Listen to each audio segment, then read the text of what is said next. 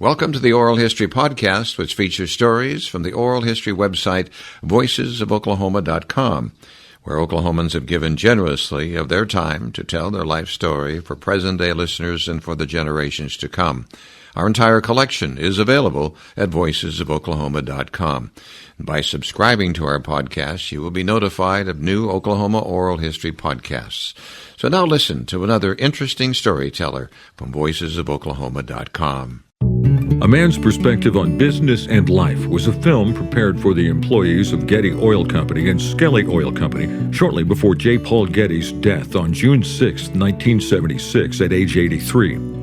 James C. Lake and journalist Bob Gregory produced a 10-part series on Oklahoma Oilmen, which aired on KTUL Tulsa and KWTV Oklahoma City. Harold Stewart, son-in-law of William Bill Skelly and former owner of KVOO Television and Radio, set up a series of interviews for Lake and Gregory, which included J. Paul Getty. The announcer in this audio presentation, taken from the film, was the interviewer Bob Gregory. It is believed to be Mr. Getty's last interview, which was conducted at his estate in Sutton Place, England, where he died. At that time, Mr. Getty was known as one of the wealthiest men in the world. A Man's Perspective on Business and Life was donated to Voices of Oklahoma by Nancy Lake Sevenoaks and her husband Richard. J. Paul Getty talks about coming to Bartlesville, Oklahoma, moving to Tulsa, and his fondness for William Skelly. Getty credits his father for his business success and shares his experience in the oil business on the oral history website, voicesofoklahoma.com. I think if business isn't ethical, then it's not a successful business. I don't think that any company which is not fair to its customers, to its employees, and to the public generally can succeed over a period of time. J. Paul Getty, the president of Getty Oil Company, is known as one of the most successful businessmen in the world, but he is much more than that. An oil pioneer, author, collector, and philanthropist, J. Paul Getty has a wide variety of views, opinions, and reminiscences. This film, made especially for the employees of Getty Oil Company and Skelly Oil Company, is intended to provide, in his own words, new insights into J. Paul Getty, the man. The Getty Oil Company started very small, a great many years ago, and we have grown from the reinvestment of money. We've never approached the public for sale of shares to the public, and we have grown over the years to our present size, which is comfortable. We're not the largest company in the business. We don't expect to be the largest company in the business, but we're, I would say, a company that is well established and respected. I think that people who work for Getty Oil are not ashamed of it. I was interviewed some years ago by a reporter. He asked me if I had any explanation for the growth of Getty Oil Company, and I said no, I didn't have any particular explanation for it, except maybe in continuity of management. We had two presidents since 1903, and if continuity of management is a requisite of success, then we've had continuity of management. But we've tried to grow naturally. We haven't had any takeovers, and we haven't borrowed money in order to expand. Employees are motivated by sense of being important. And in Getty, we like to think that we have a good team. I think people are proud of belonging to the team. The early days of the oil industry in Bartlesville, Oklahoma, were exciting ones which hold fond memories for Mr. Getty. Bartlesville, compared with Minneapolis, was a frontier town. And there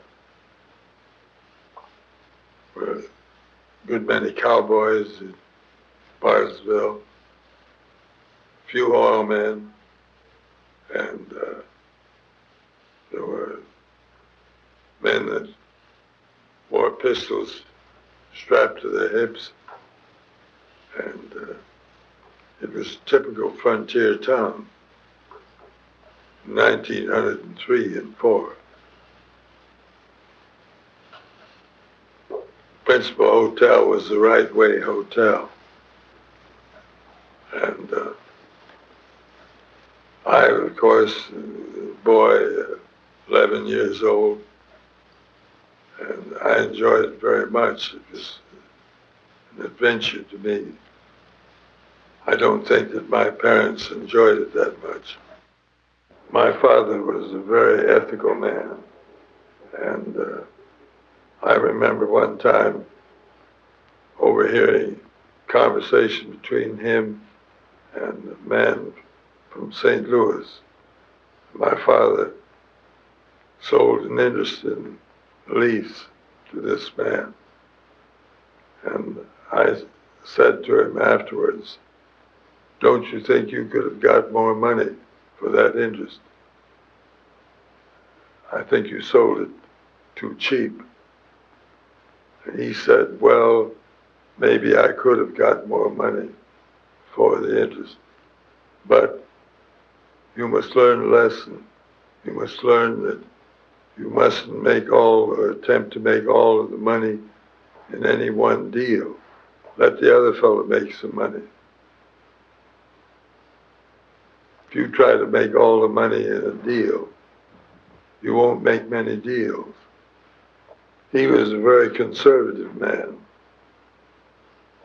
He didn't believe in carrying too much sail.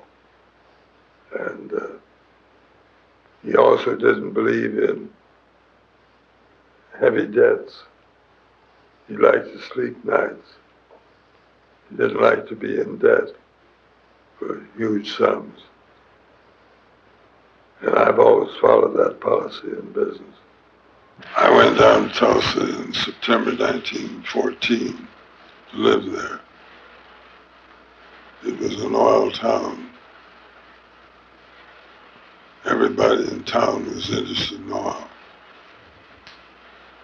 And I enjoyed it very much because I was interested in oil. I found out very shortly that the one who had the most information got the most information because it was a trade-off. Obviously, the person that never volunteered any information, never had any information, didn't get any information. You'd mill around and inquire about where a certain person had been. He said he'd been down around Chickasha. You wanted to have him open up and say what the wells were looking like around Chickasha. And if he was close-mouthed, then you became close-mouthed. But if he divulged some information, then you divulged information. It gave me a good foundation for the oil business because I learned the business from the ground up. I'm a practical man. I know the nuts and bolts of the oil business. I started getting into California in 1919. I drilled a wildcat well, exploration well, near Puente. And unfortunately got a dry hole. We had the idea, which was gained from a Mr. Bardeen, who was a partner of ours in that original well in California, near Purenti, for heating the oil sands. The theory that extra heat would make them produce more. And we've been active in that search ever since.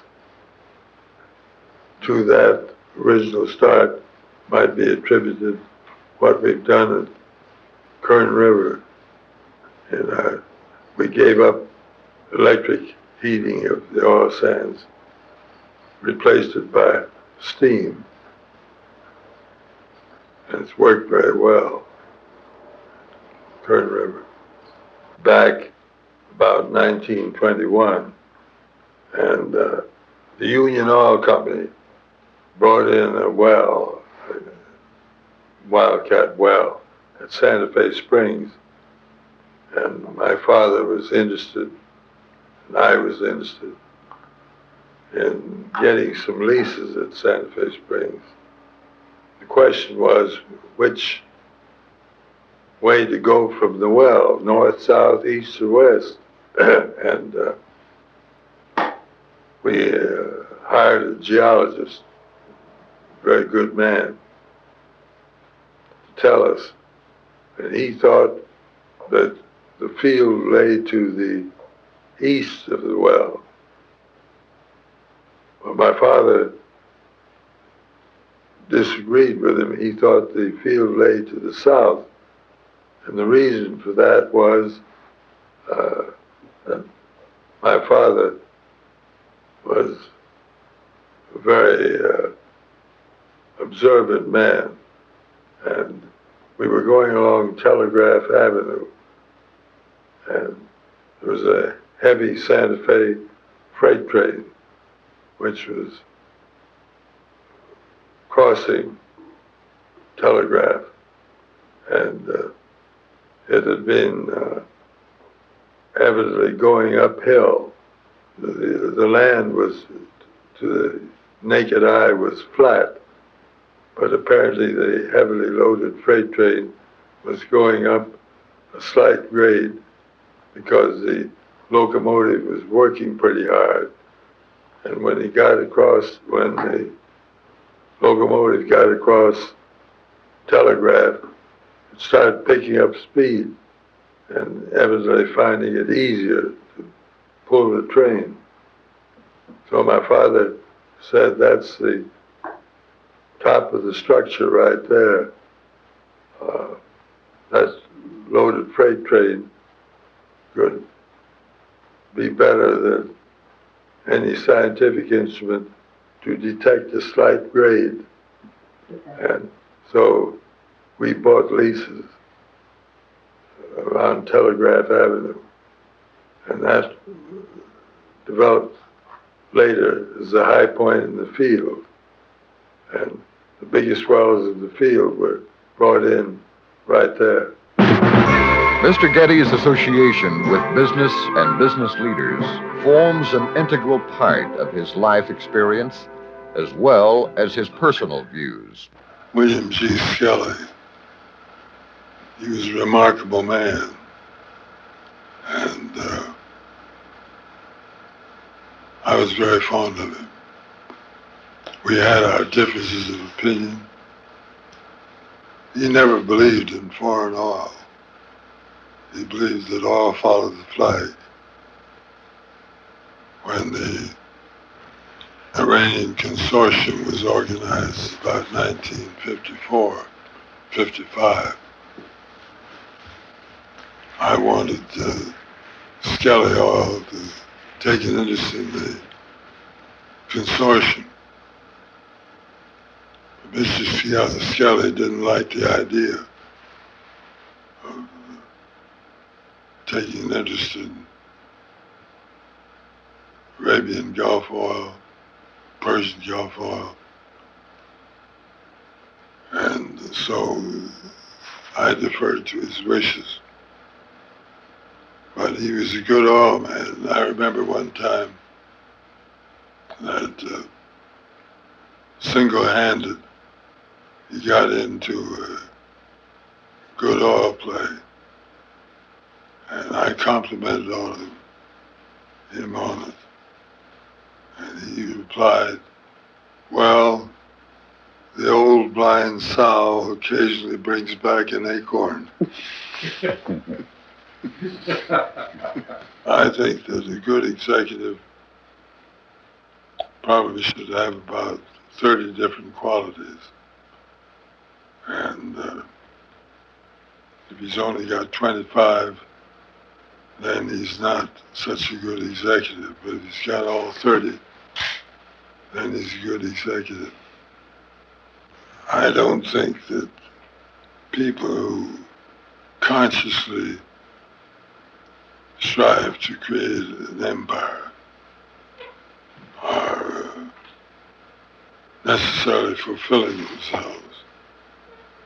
And I don't think it necessarily adds to your chances of success. I think that there is providence too. And I think we should all be humble. We have to ride the waves. We can't dominate the waves. I don't think a committee ever won a battle. I think a committee is good to find the facts. Fact-finding committee is probably pretty good. But I never heard of a battle being won by a committee. I never heard of a ship in a storm being captained by a committee. I think that probably we're entering into an era of shortages in oil. It was bound to happen. Anybody could tell it would happen. And I have said that there are children today who, if they live to old age, will find oil from wells in museums. I think the United States has been very short-sighted, and the government has been very short-sighted. They've done everything they could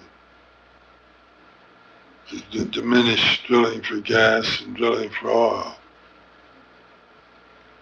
They've kept an artificially low price on gas for many years. And they made the tax treatment of drilling for oil much more burdensome. And instead, they should have been encouraging drilling for gas and drilling for oil. But Washington is very slow to catch on. And lots of people have gone broke drilling for oil and drilling for gas.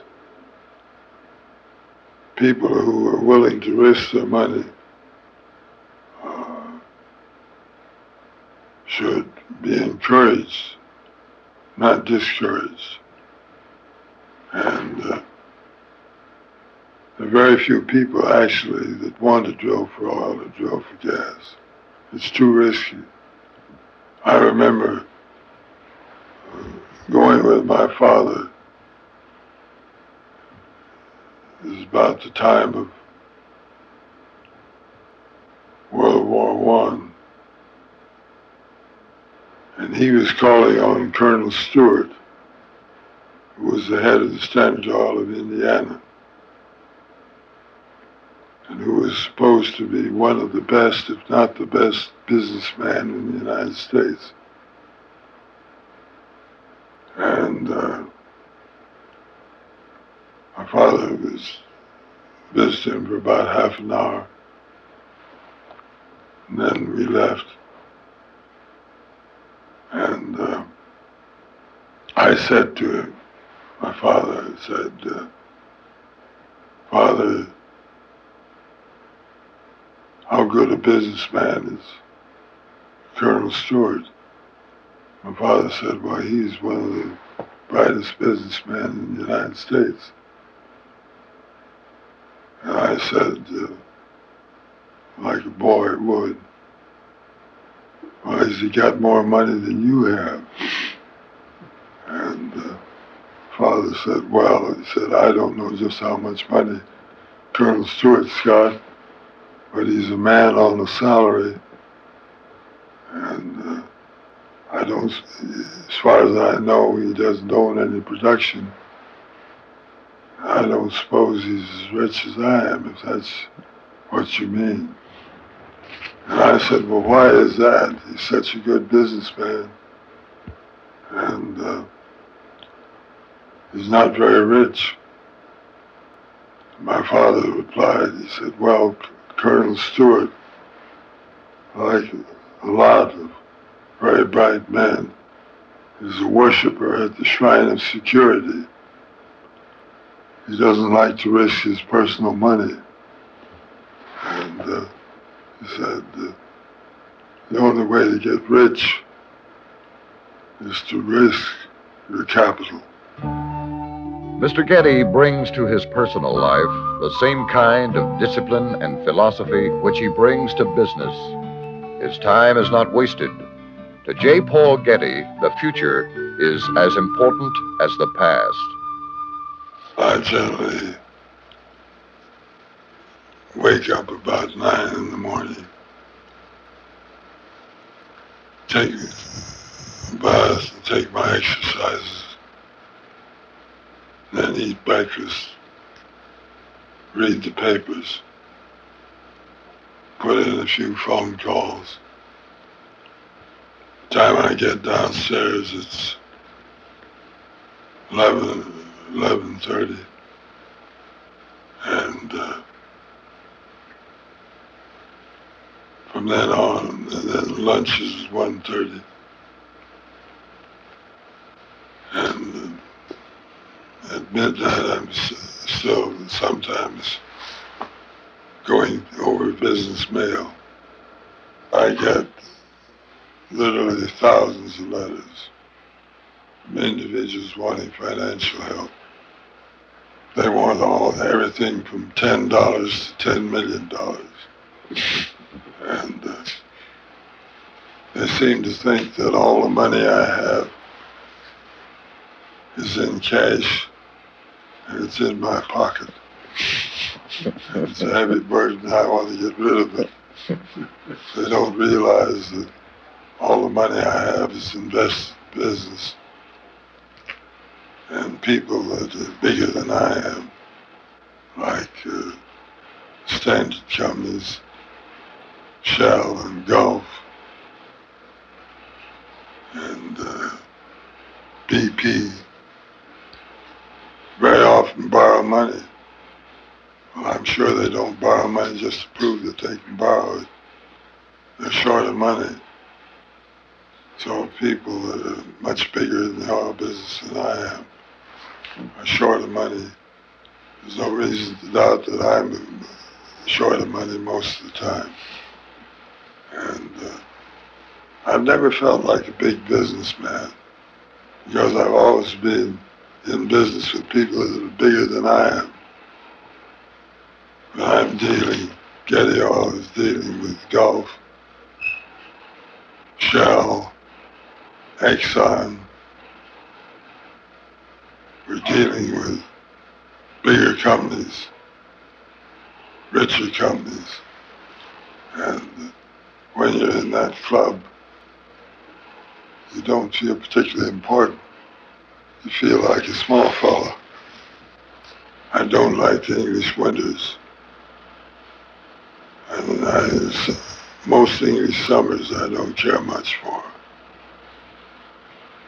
I like the weather in California better. And to me, England is a place that's very convenient to look after Getty Oil's Eastern Hemisphere operations. And of course, we're very active in the North Sea. I felt that I could do better work here. So far as the North Sea is concerned, than I could if I were looking at the North Sea from Los Angeles. A time will come when I will have stayed away from home long enough. As one might suspect, the observations of J. Paul Getty are not limited to self. Mr. Getty's approach to all of his interests is one of total commitment, and as a result, he has some profound views on the ingredients of success. I had many friends as a young man. Many of them were very hardworking, very intelligent, very well-mannered, and what the reason is of their lack of success is beyond me. I've always been afraid of failure. Always afraid of poverty. I inherited it. I never set any target or goal for myself. I just tried to return the ball as best I could. I think that if you want to be in the oil business, you've got to be an incurable optimist. I like business. I've always taken pleasure in business. Although I think I have, like some people, great talent for idleness. I think I could have been a good beachcomber. I wouldn't want to work any harder. I think I'd like to avoid drilling a lot of dry holes. I think I'd like to have more time to travel. More time at the beach. My great hobby is walking along the beach and taking the occasional swim. I like to study, I like to learn. And very often at breakfast time, I'll pick up a Latin book and work at it. Takes my mind off current affairs. I like books on art history, history in general, travel books. I have a collection of travel books. I think the good book says that man shall not live by bread alone. And there is such a thing as culture. And any person that doesn't have culture is missing a lot in life.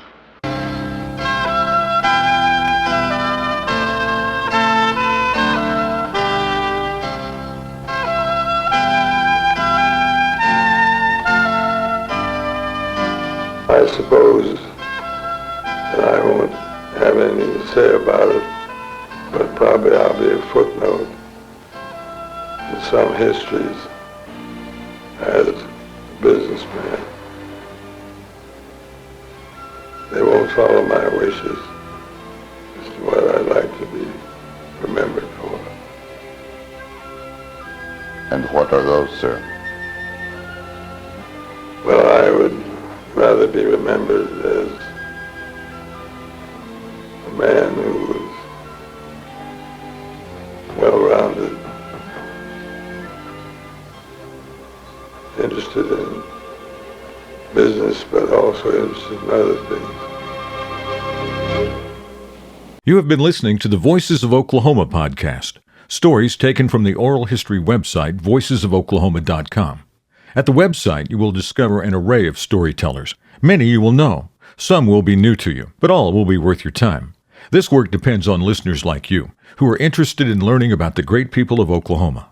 Our website provides an opportunity to donate to this 501c3 project, which preserves Oklahoma history, one voice at a time. voicesofoklahoma.com.